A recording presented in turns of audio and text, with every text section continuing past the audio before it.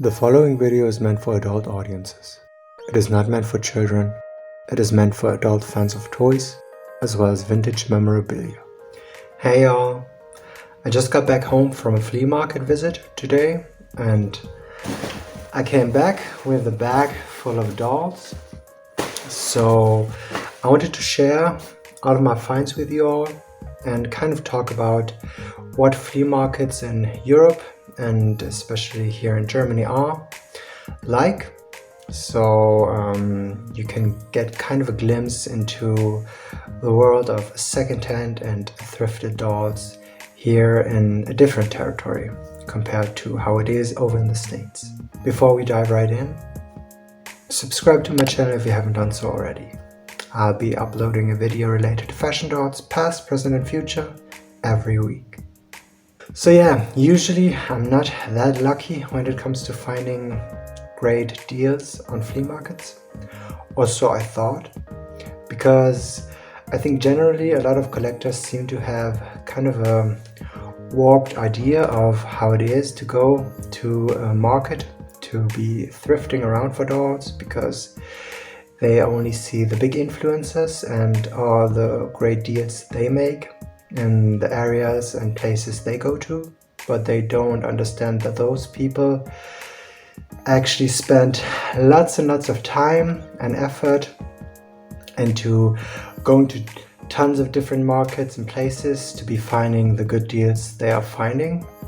And that's what you got to do, because if you want to go out and look for secondhand dolls, it's very important to be doing that in a lot of different places, not just the area that you live in. So without further ado, let's go into my backpack and just see what I can show you first. What's this one?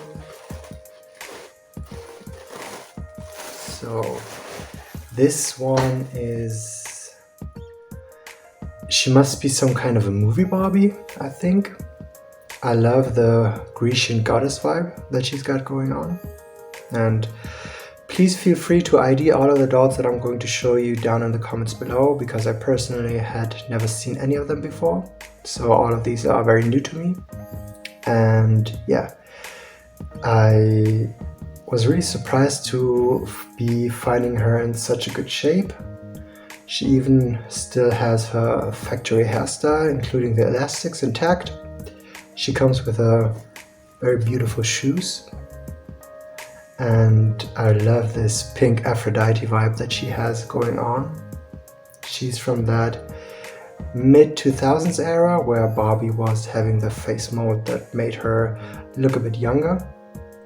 And I think she has the so-called hobbit body that is a bit tinier and more petite than the classic belly button body. And yeah, I was talking to the woman that was selling off the doll from the stuff that her daughter had, and she wanted to sell her for €5. I haggled her down to 4, and that's what I paid for her. And I'm really happy to have found her, because again, the clothing is in very good shape and I just need to be taking care of her hair. So this was my first find. And speaking of having all of her clothing intact, when it comes to hunting for dolls secondhand, I'm a bit picky. And when I see dolls that are nude, don't have their shoes, don't have their original clothing, I do at times want to get them, but it's sort of like a last resort. When I haven't found anything else, I'm like, yeah, I just get those and eventually end up redressing them myself, but only if they are really dolls that I really want to get. And the next find is going to be what is this? This feels very odd. Yes, I was actually quite excited to have found her, because it's the first time that I had ever seen actually a Diva Starz doll. not just on the market, but in general. And she even came with her shoes. I think this outfit was just an outfit that seemed to have been stitched together by the previous owner. But yeah, I don't know which Diva Starz she is or which line she belongs to. I think she's generally in a very good state. I don't know if her hair along the side part was chopped off by the owner or if this was the hairstyle that she came with. Her hair feels like it's Kinecolon. And yeah, I haven't opened her in the back, so I have to check for battery acid. But yeah, she's a very awesome find, and she was just tucked away in a bunch of trash at some kind of antique stand, and I believe the person that was selling her didn't even know what kind of doll she was. So I was like, yeah, I would like to get her. I would pay like €2 for her, and he was like, I wanted to get 3 for her, so we ended up meeting in the middle, and I paid €2.50 for her. And yeah, she's my first Diva Starz doll, and I'm very glad about the fact that her paint job is still intact, as well as her eyelashes are still intact. So that's a great find too, because I usually do not find obscure dolls like this. And yeah, my first Diva Starz doll. I guess at times I am kind of a bit of a snobby bitch, because I might think of being above trawling through filthy vintage stuff to be on the lookout and hunt for treasures. But that's probably a misconception that I have about myself, because I'm just like everybody else. And I think what's great about hunting for dolls secondhand and at flea markets is the fact that you would find stuff that you would not consciously be typing for into the search bar on eBay, because there are so many dolls and so many types of dolls and doll lines and doll names and doll brands that you just can't have them all memorized and can't have them all on your wish list. So having sort of like a way to be going through different stands and finding different dolls is always great. So next up, what am I going to be finding next is this bag here. This seller had this Mycene medicine doll that piqued my interest, and she comes with all of her accessories, even a little plastic bag attached to her hand that included a tennis rack as well as a bag. She comes with her outfit and her visor, and she does have a few spots of dirt on her cheek as well as on her legs, but nothing that a bit of baking soda and a good scrub with the toothbrush is going to be able to take care of. And I really wanted to have her, but he also had additional baggies of doll fashions.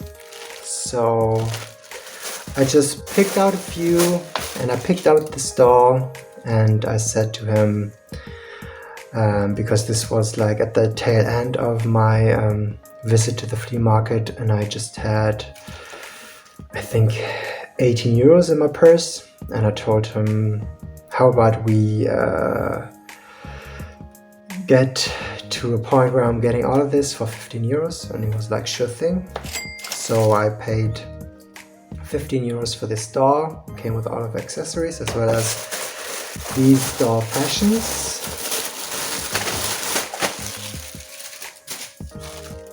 So these are all some random Barbie size doll fashions. Some even come with shoes and little shawls. Some even have like multiple outfit pieces. bottoms as well as tops. And I'm really excited to be going through all of these and looking at the state they're in and cleaning all of them up. And yeah, I'm just quickly making I'm just quickly showing all of them to you. So if you see anything that you think is very special, you can just write down in the comments down below and let me know what it is. This one seems very exciting because this is very heavy leather-like material, and I also like the muted color palette, which is very realistic and not just Barbie pink. It's also a couple of dresses and shoes and a tiara inside this baggie. Also these khaki pants and a top and shoes. And it's funny how I was talking to a friend yesterday on Instagram about how I would love to find a lot of doll clothing, and I managed to snag one up, including a Mycene doll, and it's quite awesome because you can never have enough doll clothing. And yeah, I don't know if all of these are Barbie pieces, if these are from Fashion Fever era, 90s Superstar era, if these are Mycene pieces. This one was the one that I was most excited about to get. I don't know, I can't ID it, but I love the color and I think it's a great matching outfit. This little shirt as well as these turquoise colored pants, and then another pair of denim pants and this flower top. So yeah, that's another find at the flea market.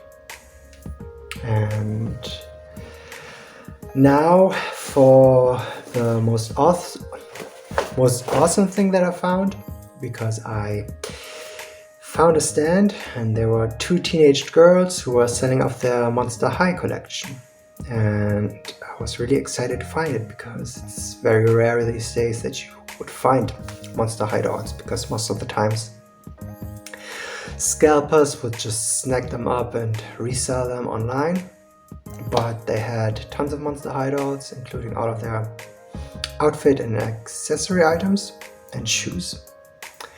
And they were selling each one for, I think, €4. They also had the big pink Freak de Chic, what's she called? The one that's taller, Goliath or something. They had her as well, and they wanted to sell her for €6. And I was like this close to picking up the whole collection and telling them that I would buy all of the dolls. There were like 12 normal size dolls plus that big pink one, and with all of their clothing items and accessories, I would buy them all for €40. But I wanted to get other stuff as well, and I had a set target budget because I went to the bank before and got €40 cash, and I was like, that's all that I have and that's all that I want to spend here. And I was also remembering a conversation that I had with a friend over on Instagram yesterday about how it's annoying to be reselling stuff that you don't want or that you later think that you're not really into. And I wanted to prevent that hassle by being more selective about the second-hand purchases that I make. And that's why I picked out the dolls that I love and not just the dolls that I liked. So I ended up with these 4 Monster High dolls. And the one that was making me really excited was this Mouse Cetus doll. And I was really excited to get her because a few weeks back, the current reigning Drag Race winner Willow Pill had a runway look that was sort of like loosely inspired by her. And yeah, she not only came with her dress, this little piece here, her shoes, but what was really cute was the fact that the girls that were selling these were also always telling me, no, she has this and that, and she also comes with her tail that you need to get, and you also need to be not forgetting this outfit piece that she comes with. So yeah, she has all of her outfit pieces and she's in great shape, and she has all of her limbs, because when you buy Monster Hideout secondhand, they sometimes do not come with their hands that you can easily pull off. So yeah, Mouse Cetus, that was one of the dolls that I got. And by the way, these are the very first few Monster Hideouts that I'm ever having, because I haven't gotten any Monster Hideouts yet in my collection, and I'm really hyped for the new reproduction dolls that are coming out, and I'm definitely going to be getting them, and yeah, I'm really excited about those. Next up is this Claudine Wolf doll, and again, please let me know in the comments down below and ID the dolls that I'm showing you here. And I was asking the girls, does she also come with shoes? And they also gave me her shoes. This is one of them, these gold shoes. Because doll shoes, that's something that I'm always very adamant about having. Now this is the second pair. So yeah, she comes with the shoes as well. And they also hinted at the fact that she does come with this suitcase, so I should not forget her suitcase. So yeah, she also comes with this cute little accessory piece that even has functioning wheels. Now she also has holes in her ears. So I don't know if these holes are meant to be there. Again, I'm a total Monster High noob, so correct me if I'm wrong. If she had earrings there, so you can feel free to be schooling me when it comes to everything Monster High. Now, next up, the next doll that I have here is this beautiful doll. I have no idea who she is, if she's related to Cleo the Nile, or if she's a different character. She seems to be made out of metal and very robotic, because that's what she has here. She also has these wheels at her calves. That's awesome. She comes with the shoes. She also has this headband that she came with. And yeah, she's got a very steampunk vibe going on. So I saw her and I was really drawn to her because out of all the core Monster High characters, Claudine as well as Cleo the Nile in particular are my favorites. And because her visuals are giving that vibe, I was really drawn to her. And the last one is this doll. She also comes with this purse.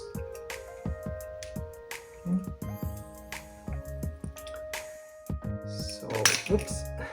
She seems to be some kind of Ice Queen Yeti inspired doll, which I'm loving. So she's got tinsel in her hair, multicolored streaks, and yeah. That's the last Monster High doll that I picked up at that lot. Yeah, hindsight is 2020, and looking back, I was like, ah, damn, I should have picked up the whole lot. But again, there were a few dolls that I wasn't very drawn to as far as the aesthetic goes, and they might be super popular and sought after Monster High dolls because they were like very